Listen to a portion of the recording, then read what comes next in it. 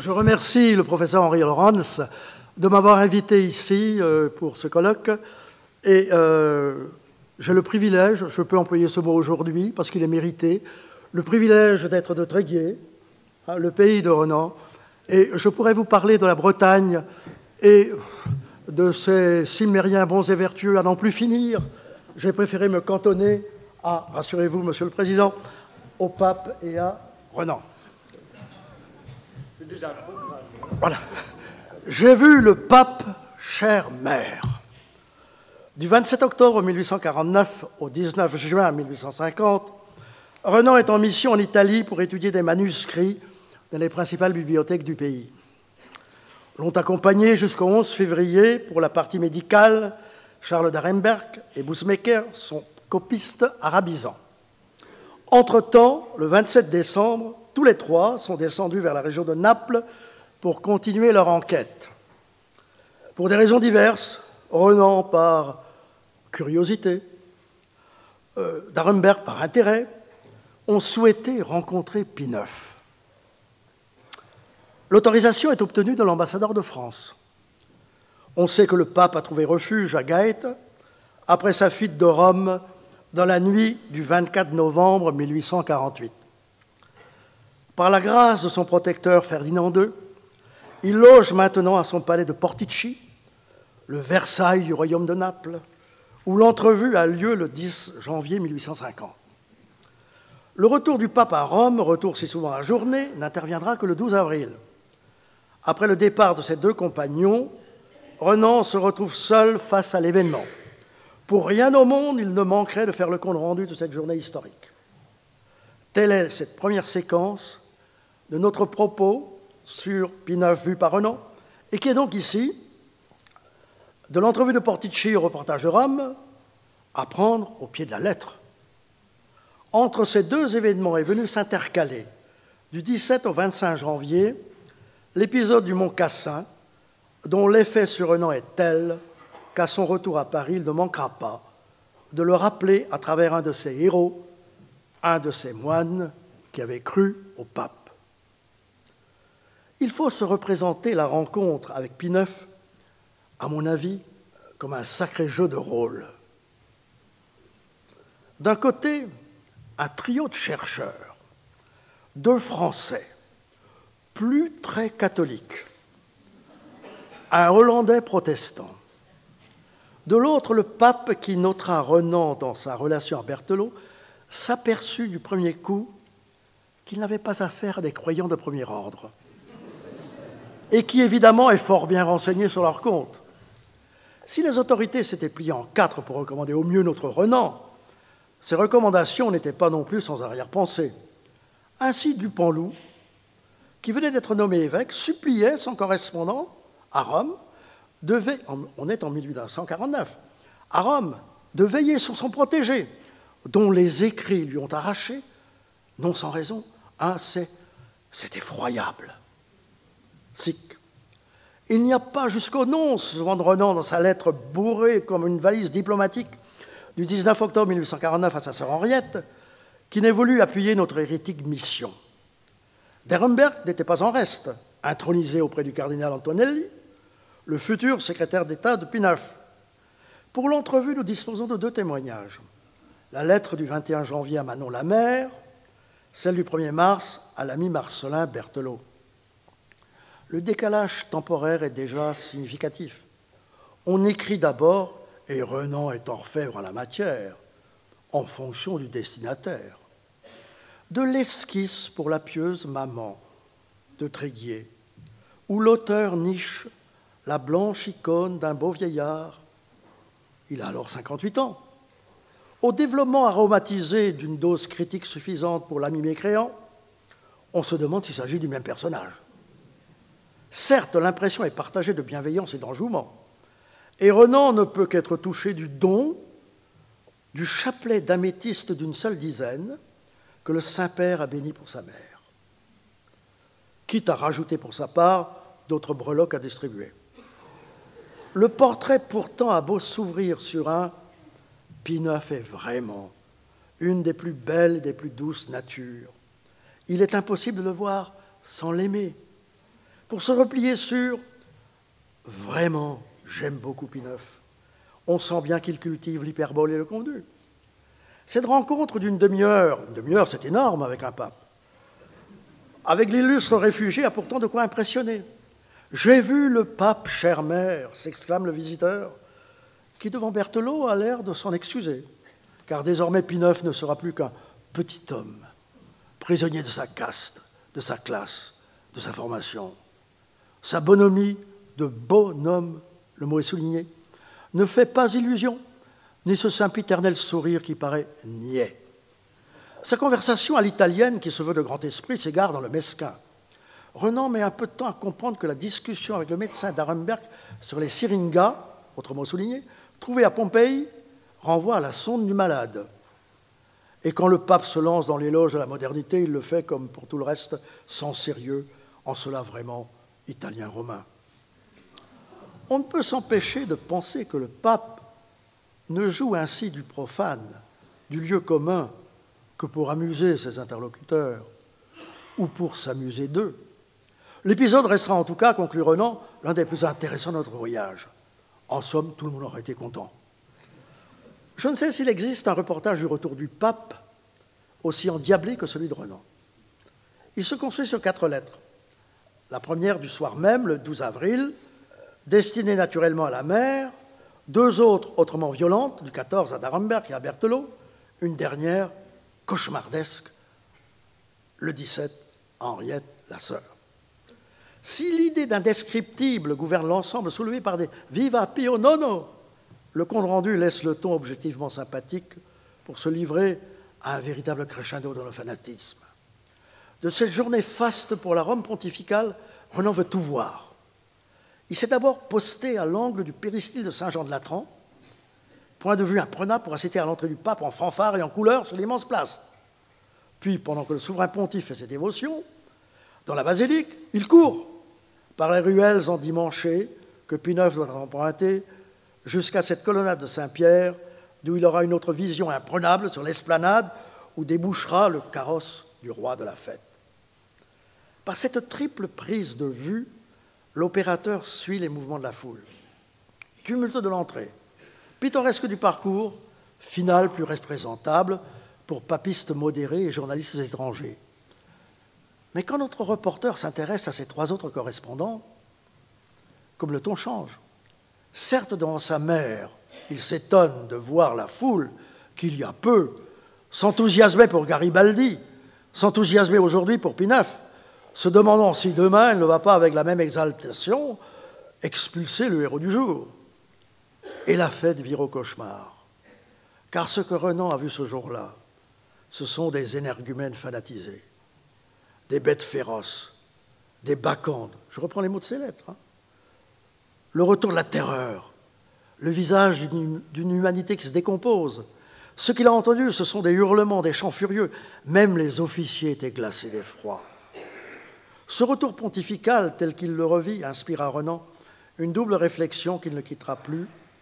L'odieux et le gracieux forment couple. Faire qu'il n'y ait plus de barbares. Mais vient aussi une troisième réflexion. Le pape fait-il donc à ce point corps avec l'Italie? Ce qu'il avait ressenti, mais si cruellement, quand avec ses 2 compagnons, il avait réussi à obtenir une autre autorisation, celle de s'arrêter en remontant de Naples vers Rome, au mont Cassin, alors en état de siège. Les quelques 10 jours passés dans cette abbaye, la plus vieille d'Europe, sont à la fois une révélation et une désillusion. L'émotion de Renan est si vive que cette fois, c'est Henriette qui, dès l'arrivée le 1er 17 janvier, reçoit la première lettre, Berthelot le 20 la seconde, la mère le 21 la troisième.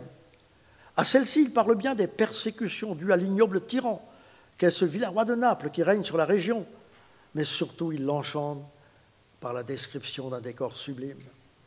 Or là, entre ciel et terre, il a d'autres surprises qui sont d'ordre intellectuel et qu'il réserve à ses 2 autres correspondants. Le mont Cassin fut le centre le plus actif et le plus brillant de l'esprit moderne, et les moines qui y survivent en ont gardé l'esprit. La hardiesse de leurs pensées nourrie à la philosophie allemande stupéfie Renan, tout surpris par exemple, de trouver dans leur bibliothèque la vie de Jésus de Strauss. Et de quelle fièvre sortait-il? Toute une école s'était constituée là, qu'on qualifiera de néo-guelfisme, et dont le programme est de mener de concert, sous l'impulsion du pape, le combat contre la corruption du catholicisme et le combat pour l'unité italienne. Ah, qu'ils furent beaux, les premiers mois du nouveau pape, ce Pie IX apparaissant comme un messie. Par sa grâce, le mont Cassin illuminait le monde entier, ses moines inspiraient le nouveau pouvoir, la révolution d'elle-même s'accomplissait. Mais la réaction l'a remporté. Et le roi de Naples, le bon mais faible pontife, consentit à couvrir de sa robe blanche les infamies de ce tyran, et pendant que le roi des consciences occupait ses loisirs à voir bouillir tout exprès pour lui le sang de Saint-Janvier, il oubliait et laissait persécuter ses anciens et meilleurs amis. Quand Renan arrive à l'abbaye, le père Louis Tosti vient d'en être chassé. Il a trouvé un asile près de Rome, à Saint-Paul hors les murs. Pourquoi donc notre voyageur s'intéresse-t-il à ce moine, au point de le rechercher, de se lire avec lui, au point de lui consacrer, à son retour en France, un article qui paraît dans Politique Nouvelle sous le titre « Du mouvement intellectuel dans l'Italie contemporaine, dont Louis Tosti ou le parti Guelf ». C'est que Tosti est pour Renan la plus impressionnante figure de l'école du Mont Cassin, que cet apôtre est à comparer à notre Lamennais. Qu'un de ses ouvrages, le voyant du XIXe siècle, avait tellement séduit Pie IX que ce dernier l'appelait son prophète, qu'il est la parfaite incarnation, comme le suggère le titre même de l'article, de ce parti Guelf. Ce parti est à son tour l'incarnation même de l'individualité italienne, démocratique contre tout esprit de domination, religieuse contre toute idée profane, pontificale, car le pontificat est dans son essence même. Quand Renan retrouve Tosti dans son exil, il a devant lui un homme heureux d'avoir vécu un tel rêve et brisé de le voir détruit par celui-là même en qui il avait mis toute son espérance. On ne recommence pas deux fois le même rêve. L'article de Renan est la poursuite d'un dialogue à restaurer. Il y démontre à son interlocuteur, avec autant de fermeté que de douceur, sur quel contresens il appuyait sa réflexion. La réaction de Pie IX est compréhensible puisque le pape n'est plus qu'un prince italien dont le pouvoir spirituel est à la merci d'un petit gouvernement ne vivant que de diplomatie, et que ce méchant coin de terre qu'il occupe suffit pour absorber les pensées du chef de la catholicité. Vous avez votre paquet dans le nombre.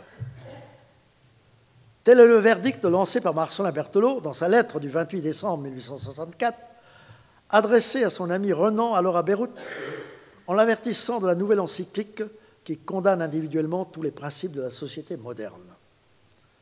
Il y a un an éclatait la bombe « Vie de Jésus ». Que cette vie de Jésus et son infâme auteur aient contribué à l'effaré raidissement de l'encyclique Quanta Cura et de son acolyte, le Syllabus, est une évidence. Ce qui signifie qu'il faut maintenant passer de l'autre côté du miroir, du côté pontifical. Car Pie IX vu par Renan appelle Renan vu par Pie IX. Cet éclairage est d'autant plus cru que Renan ne réagit guère officiellement avant les années 72-74. On pourra en tout cas mieux comprendre la perception qu'a notre homme d'un adversaire qu'il n'a pas ménagé. Mais le pouvait-il? Durant tout son pontificat, si nous ne disposons d'aucun texte personnel du pape contre Renan, il y a justement les encycliques et les jugements de la congrégation de l'index. Si les premières sont d'ordre général et ponctuel, les seconds sont nominatifs et continus. Alors pour ces derniers, nous disposons désormais de l'étude appréciable de Jean-Baptiste Amadieu, Renan jugé par la congrégation de l'index. Parce qu'il est revenu au cardinal Ratzinger, en 1998, d'ouvrir les archives du Vatican et de donner ainsi l'occasion de lire tous les textes condamnés par l'index, tous les textes de Renan condamnés par l'index. Les erreurs du temps présent. Dans l'histoire de l'Église, l'expression est un leitmotiv. En ce XIXe siècle de haut tourment où le libéralisme brûle les consciences, les erreurs de Renan, assurément, sont à classer dans la partie les plus monstrueuses. L'inimaginable est cette vie de Jésus de 63, où l'auteur niait la divinité du Christ. L'inimaginable, Et le succès foudroyant est prolongé d'un tel livre, qui arrive à battre dans les éditions Les Misérables. Inimaginable selon les réactions qu'il suscite. Monseigneur Pie, l'évêque de Poitiers, porte à Rome sa plainte contre l'un des plus grands scandales imputables au régime moderne, sans réclamation d'aucune autorité, avec l'applaudissement de la foule des journalistes. La lettre d'août 1863 de Pie IX à Monseigneur Gousset, archevêque de Reims, lance l'hallali contre le livre impie et scélérat au premier chef, Impium et Sceleratissimum Librum. L'attaque la plus directe est dans le paragraphe 15 de Quanta Cura, où les évêques sont félicités pour s'être aussitôt dressés contre ceux qui en sont arrivés à nier notre Seigneur Jésus-Christ. Alors, cela va loin, parce que jusqu'au concile de 1870, alors que Renan poursuit dans la même voie et de plus en plus souverainement son histoire des origines du christianisme, édition populaire de Vie de Jésus, parce qu'il a eu l'audace de faire une édition populaire en plus, hein. Les apôtres, saint Paul, la constitution dogmatique Dei Filius entérine sa condamnation en l'aggravant contre les interprètes rationalistes de la Bible, dont qui vous savez. Si quelqu'un ne reçoit pas les livres de la Sainte Écriture comme sacrés et canoniques, dans leur intégrité et avec toutes les parties, tels qu'ils sont énumérés par le Saint Concile de Trente, ou s'il nie qu'ils soient définitivement, divinement inspirés, qu'ils soient anathèmes. Alors, tout le reste, je passe vite là-dessus pour respecter le temps, parce qu'il suffit de consulter maintenant l'article remarquable de Jean-Baptiste Amadieu pour dire tout ce que ça a concerné. Mais il conclut à ceci, c'est que Renan suscite à Rome un intérêt constant et hors norme. Hors norme. Il est l'auteur le plus lu par le tribunal de l'index, avec le plus de suivi et le plus grand nombre de décrets de proscription pour le XIXe siècle. Tout est condamné. Tout est condamné depuis le livre de Job jusqu'à, après la mort de Renan, les 2 derniers volumes de l'histoire du peuple d'Israël. Tout est condamné, avec des motifs extrêmement précis à chaque fois. C'est drôlement étudié, évidemment, avant la condamnation, mais qui sont à chaque fois promulgués par Pie IX, jusqu'à sa mort, puisqu'il meurt en 78. Il finit bien par mourir. Et vous voyez, donc, il y a toutes ces condamnations-là, et pourtant, Jean-Baptiste Amadieu signale ceci, c'est qu'il y a dans tous ces textes condamnés, sauf un. J'ai trouvé un qui n'a pas été condamné. Et c'est Essai de morale et de critique. Alors, est-ce que c'est un oubli? Je ne crois pas. Parce que dans Essai de morale et de critique, il y a quand même des articles qui méritaient d'être condamnés. Hein. Eh bien, il dit ceci, c'est que, justement, Renan est considéré presque comme un ecclésiaste marginal. J'adore ça, un ecclésiaste marginal. Ça m'a fait penser aux séminaristes. Hein. C'est plus fort, cette fois-ci, venant de l'index, de la congrégation d'index. Un ecclésiastique marginal des sciences ecclésiastiques, ce qui d'ailleurs pose problème lorsqu'il y a des textes de Renan qui ne sont pas du ressort des sciences ecclésiastiques ou en questions contemporaines. Hein. Jusqu'à Vie de Jésus, la critique est plutôt attentiste. Jamais Renan n'a été l'objet d'une grande réfutation en règle, comme l'amenait. Pas d'examen non plus du tribunal de Saint-Office. Et ici, j'ai le plaisir, n'est pas de dire quand même un mot de cette histoire de nomination au Collège de France, parce que il me semble quand même qu'une nomination au Collège de France ne le relève pas de l'index. Non. Mais enfin, il est vrai qu'il s'agit de Renan. Il est vrai qu'il s'agit alors d'une chaire stratégique, surveillée par l'Église comme l'est sur le feu. Du coup, le nonce, Flavio Chigi, porte sa récrimination auprès du secrétaire d'État de Pie IX, le cardinal Giacomo Antonelli. Alors, notre ministre des cultes, Rouland, le bon apôtre, tente de rasséréner le nonce en lui confirmant que le nouvel élu sera à son poste d'une naturalité parfaite comme il me l'a promis. Plus clairvoyant que notre ministre, le nonce, écrit aussitôt au secrétaire d'État, Antonelli, le nonce est plus clairvoyant que l'autre, que le ministre, hein, ça arrive. Espérer de la réserve et du respect de la part d'un professeur qui fait profession d'incrédulité et qui, dans ses écrits, attaque et cherche à détruire l'inspiration divine des livres saints, c'est espérer l'impossible. Quelle douce, amère revanche dans sa relation du 1er mars 1862 au secrétaire d'État de Pie IX de la leçon inaugurale du 22 février, des désordres qu'elle a provoqués, de la responsabilité du ministre, c'est-à-dire du pouvoir et du châtiment du coupable. Alors je vais conclure, du coup je me trouble, je vais conclure ce Renan vu par Pie IX par des événements d'octobre 1872, dont une bonne partie m'a été révélée le 7 septembre dernier, lors d'une journée d'études que nous avons eue ensemble à Rome, sur Renan, la Rome de Renan, justement, au musée Napoléon, et qui m'a été communiquée par ma collègue Madame Fettro-Porta. Voilà. J'ai rajouté évidemment pas mal de choses, j'ai découvert des choses depuis. Oui, parce que cette fois-ci, nous allons voir presque quasiment aux prises Pie IX et Renan. Oui, voici ce Renan de nouveau à Rome, où il s'installe avec sa femme, le 17 du mois, Rome qu'il a voulu revoir pour y retrouver le cadre de son 4e volume des Origines consacré à Néron. En gros, Ciel, l'auteur de la vie de Jésus à Rome. On a beau être en 72. Les lettres de Rome du journal Le Temps témoignent de l'émotion suscitée en rapportant le refrain de tel éditorial qui revient tous les jours. Honte, honte, renégat. Pour ces nombreux amis libéraux, l'arrivée de Renan dans la nouvelle capitale du nouveau royaume est au contraire une bénédiction du ciel. Et le voilà qui, le vendredi 17, participe à une conférence, débat, au cercle Cavour. L'intervention de Renan excite les journaux de tous bords, qui reprennent à leur compte des propos improvisés. Ce n'est pas reproduit ce discours-là parce que c'était une conférence débat. Et c'est de l'improvisation, on s'en tire en lisant les journaux de l'époque et d'après ce qu'il lit. Alors Renan s'en plaint dans ces termes auprès du prince Napoléon, dans une lettre qu'il lui envoie de Mandela, où la princesse Julie l'a reçue, entre le 24 et le 27. Alors il corrige ce que les journaux disent, d'un bord ou de l'autre. Je n'ai pas dit une puérilité comme celle-ci. La question de la papauté est résolue. Je crois à l'unité de l'Italie fondée, si elle reste fidèle à la maison de Savoie. Je ne crois nullement au rétablissement du pouvoir temporel, mais plus que jamais, je pense que la papauté quittera l'Italie et ne se réconciliera pas avec le royaume.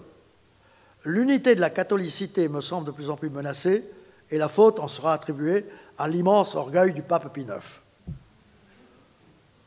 Devant de telles provocations, les associations catholiques ne peuvent plus ne pas réagir officiellement. Au pape lui-même d'orchestrer la riposte. Elle se déploie le dimanche 27. J'ai essayé de reconstituer la journée. D'abord, un pèlerinage de réparation. Voilà déjà le mot réparation qui intervient, parce que Renan, non seulement est l'objet de critique, mais il faut qu'il répare les fautes qu'il commet. Alors, un pèlerinage de réparation solennelle en l'honneur de notre Seigneur Jésus-Christ, vrai homme et vrai Dieu, est organisé à la Scala Santa, pour aller jusqu'à la fameuse peinture qui représente une peinture qui n'est pas faite de main d'homme. Puis, à 11h30, dans la salle ducale, le pape donne audience à une délégation des 5000 habitants du quartier de Monti, venus opportunément protester contre toutes ces manifestations hostiles au pontife roi. Si l'Osservatore Romano du 29 octobre, qui reproduit l'audience papale, qui m'a été révélée par Mme Fettro-Porta, reste le document de base, il faut pourtant se reporter, et là, merci à Internet, parce que nous avons sur Internet les discours de Pie IX. Voilà. Il faut se reporter au discours, au tome 2, des discours de notre très Saint-Père, le pape Pie IX, adressés du palais du Vatican aux fidèles de Rome et du monde entier. Traduit et publié en 1875 à Paris, car tout en leur assurant une autre publicité, il restitue le texte de l'Osservatore Romano dans leur contexte, dans son contexte. Pour le vieux pape, il a dépassé les 70 ans là, la ferveur de l'espoir au spectacle du monde catholique en Europe l'emporte sur l'accablement du moment. Nous sommes à Rome, nous y resterons, s'exclame sous les vivats le pape, qui, sous les attaques contre le pouvoir temporel, dénonce en réalité celles contre le pouvoir spirituel, qui, elles, sont indestructibles. Et c'est alors que l'orateur, répondant précisément aux doléances des fidèles, lance sa diatribe contre Renan, qui, s'il n'est pas cité dans l'Osservatore Romano, mais tout le monde l'a reconnu, l'est bel et bien dans les discours édités de 1875. Un blasphémateur européen, Ernest Renan, vient à Rome. Oui, un homme qui nie la divinité du Christ vient à Rome, et les feuilles, les gazettes, les journaux exaltent cet homme en le qualifiant d'homme illustre, l'honneur de sa patrie.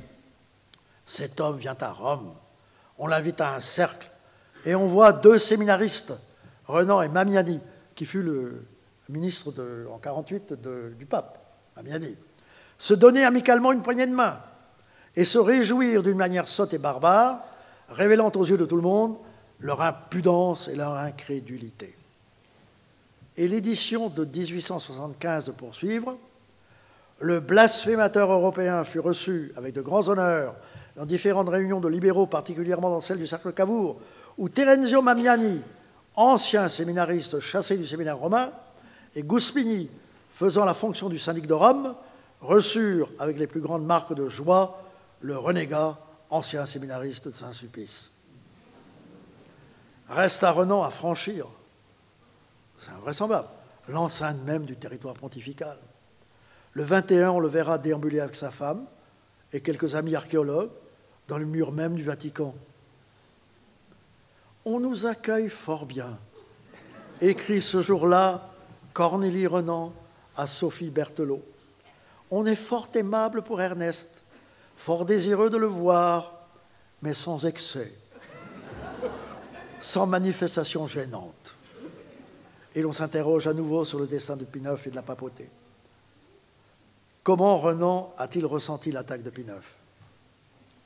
Il n'en parle pas. Il se réserve. Pas trop longtemps quand même. Car le moment est venu pour lui de porter enfin publiquement son jugement sur la personnalité de Pie IX et le bilan de son pontificat. Et puisque Pie IX l'a traité de blasphémateur européen, pour exalter l'Europe catholique, il va donc se situer lui-même à ce point de vue. D'où cette longue étude en forme de procès qui paraît dans la Revue des Deux Mondes du 15 février 1874, La crise religieuse en Europe. On devrait ériger une statue en l'honneur de Pie IX. Voilà ce qu'en juin 1870 aurait déclaré au grand critique danois Georges Brandes, notre Renan qui, tout remué par les événements de Rome, s'en exalte de plus en plus. C'est l'interview de Brandes, qui a été repris dans la dernière biographie de Renan d'ailleurs. Et les interviews de Brandes viennent d'être rééditées il y a 3 ans à Nantes, vous voyez, avec le voyage en Norvège. Alors voici ce que Renan lui dit à propos de Pie IX. C'est un homme admirable. Depuis Luther, personne n'a rendu de si grand service à la liberté religieuse. Il a fait faire aux choses un pas de 300 ans en avant. Sans lui, le catholicisme aurait fort bien pu rester encore quelques centaines d'années pareil à lui-même, avec ses toiles d'araignée et ses poussières dans une chambre hermétiquement close. Tandis que maintenant, nous pourrons aérer, et le monde pourra constater qu'il n'y a rien là-dedans. Alors, si des deux faits majeurs qui, aux yeux du critique, symbolisent la crise religieuse en Europe au XIXe siècle, l'un est l'apparition au sein du continent d'un empire germanique, l'autre est la consécration au cœur de la catholicité de l'hégémonie pontificale. Celle-ci est essentiellement due à l'individualité puissante déployée par le pape Pie IX. Renan saisit mieux à présent le choc de l'épisode de Gaëta. C'est dans ce refuge que l'échappé de Rome eut comme une révélation du ciel la vision claire de la politique rectiligne qu'il devait suivre de son destin. Certes, il disposera d'une longévité exceptionnelle, en régnant 32 ans, sans interruption, débarrassé, comme dit Renan, de ces combinaisons que fait naître chaque élection. Mais ce règne fut secoué de si forte commotion qu'il n'aurait pas survécu s'il n'avait été animé par l'orgueil immense d'accomplir la volonté de Dieu. L'image qu'il réussit à imposer de lui, Pie IX fut bien, ne peut s'empêcher d'admirer Renan, celle d'un chef devenu une sorte d'incarnation divine. Puisant sa force dans le mouvement ultramontain, menant la plus obstinée campagne, s'appuyant sur une armée de théologiens au service de son dessein, il centralisa comme jamais la catholicité. constitua le plus solide corps doctrinal, marqua le siège pontifical du sceau de l'infaillibilité. Son pontificat fut vraiment, écrit Renan, le plus extraordinaire de toute l'histoire de la papauté, et lui-même méritera bien d'être nommé Pie IX le Grand. En une longue phrase scandée par des tirets, qui sont autant de marches au triomphe, entraînées par des infinitifs conquérants, Renan résume le programme ascensionnel de Pie IX. Exalter systématiquement l'Église aux dépens de l'État. Unifier la liturgie autour du latin. Stigmatiser le libéralisme d'où vient tout le mal. Lancer en 1954 le dogme de l'Immaculée Conception. Compléter en décembre 1964 l'encyclique Quanta Cura par le catalogue du syllabus. Promulguer en juillet 1970, en l'imposant au Concile, le dogme par lequel le souverain pontife à lui seul peut être tout. Voilà, s'exclame Renan, toujours aussi fasciné malgré lui par un tel pape, ce qu'il a fait de notre temps. Et tout cela, alors que l'histoire jouait contre lui, sans que l'Église ait rompu, mieux, la masse catholique suivait, mieux encore, Pie IX dictait la politique à maintenir après sa mort. Cette prodigieuse apothéose repose pour Renan sur l'assurance de la victoire ultramontaine. En cas d'échec, ce qui est des plus probables, espère Renan, Pie IX le Grand n'aura été que Pie IX le destructeur. Autant par excès de pouvoir que par exagération des principes, notre pape commet la même faute originelle que Louis XIV, qui se créa le mythe du monarque de droit divin et qui trouvera dans la Révolution sa sanction expiatoire. Ici, l'histoire va vite, puisque 2 mois séparent le 18 juillet 70 du 20 septembre, la promulgation de l'infaillibilité de la prise de Rome, et Renan de dénoncer l'aveuglement de la papauté depuis 1850. Elle n'a cessé d'aller à contre-courant d'une histoire qui s'accélère, sans compter que partout les partis catholiques sont en crise, tant souffle le vent démocratique. Tout le chapitre 3 de l'article est consacré à la résistance suisse. Étonnant que la résistance, mais elle vient de Suisse, hein, tout arrive. Or, cette résistance, contrairement à ce qui se passe en Allemagne, vient de la démocratie. D'où cette déclaration que la démocratie est, après le protestantisme germanique, le pire ennemi de la cour de Rome. Il n'est un autre mot qui revient à présent sous la plume de Renan, le mot séparation. Cette séparation de l'Église et de l'État que prônent les libéraux. Voici que c'est l'Église elle-même, se réjouit notre polémiste, qui est en train de l'organiser. Encore n'est-ce qu'un aspect du repliement sur soi de la papauté, tant elle se sépare non seulement de tout ce qui est moderne, mais du réel même. Veut-elle donc apparaître comme une cité divine dans les nuages, un pic comme celui de Monte Cristo au milieu des mers? Pis encore, une telle politique révèle sa véritable nature, qui est d'être hors nature, c'est-à-dire hors du monde véritable, et le pape ne sera plus que le chef errant d'un vaste royaume de croyants. Renan achève sa prédiction sur la métaphore du navire. La barque de Saint-Pierre est devenue ce gros navire dont on a changé le centre de gravité, conduit par un capitaine enfermé dans son orgueil de se croire nécessaire au plan divin. Si la papauté est entrée dans la voie des naufrages, Renan n'en est que plus fier de proclamer qu'en comparaison, la raison et la science, elles, sont insubmersibles. Cependant, Renan, dans les dernières années du pontificat de Pie IX, de 72 à 78, se plaît à s'échafauder, à s'échauffer, en échafaudant avec ses amis italiens ses plans sur l'avenir de la papauté. Le système est déjà en place, tel qu'il se définit dans la lettre du 14 juillet 72 au prince Napoléon. Le problème se posera dans toute sa gravité lors de la succession de Pie IX, qui a alors 77 ans. Impensable d'imaginer une élection à l'ancienne, vu l'ascendant extraordinaire de Pie IX. Le successeur sera désigné par lui, et ce sera le désigné de l'infaillible. Tout se jouera alors sur la question de l'unité, unité italienne, unité catholique. Et voici qui résonne en axiome: l'unité catholique supposait le temporel, le pouvoir temporel disparu, l'unité catholique disparaîtra. Mieux, l'unité italienne sera réussie quand l'unité catholique sera détruite, un royaume gagné contre un pape perdu. Le royaume ne sera gagné que le jour où la papauté partira de Rome. Les Italiens sont bien naïfs de le croire le contraire, qui ne courent plus après elle comme ils le firent lors du grand schisme. Le schisme, le grand mot est prononcé, qui est le grand rêve de Renan. Face au désigné de l'infaillible, Un autre pape surgira, que son complice, le prince Napoléon, verrait bien en italo-allemand. Et Pie IX finit par mourir. L'élection du successeur Léon XIII se passe le 20 janvier 1878, le plus normalement du monde. À défaut de pouvoir être à Rome pour assister au grand drame qu'il prévoit, Renan se tourne vers ses amis politiques, Michele Amari et Ruggiero Bonghi. Sa lettre du 28 février au 1er accable les folies du catholicisme moderne, dont Pie IX n'est plus que l'instrument.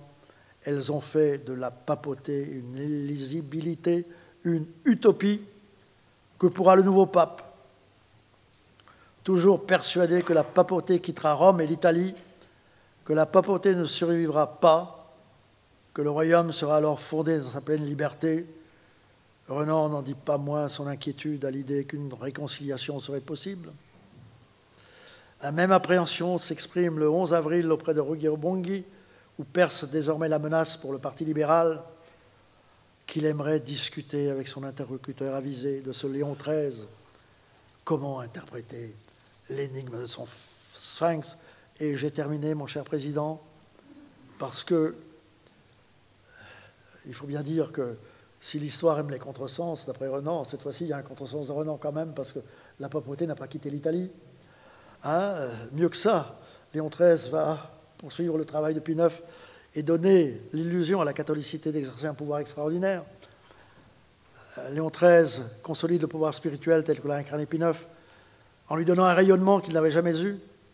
Et voilà que notre Renan se consolera des déboires de ses prédictions en se laissant envahir par un anticléricalisme débridé, ce qui l'amène à se consoler, on se console comme on peut, dans son drame philosophique de 81, l'autre jouvence, en rêvant de papes, au pluriel, qui, étant les seuls à connaître la supercherie de leur toute-puissance, détruiraient pour de bon cette papauté, qui est une bien mauvaise chose. Peut-être que derrière cela, il y a, chez Renan, je le pense, et ça rejoint tout ce qu'on a entendu depuis hier, l'immense nostalgie quasi libertaire du christianisme originel, celui d'avant le pape de Rome.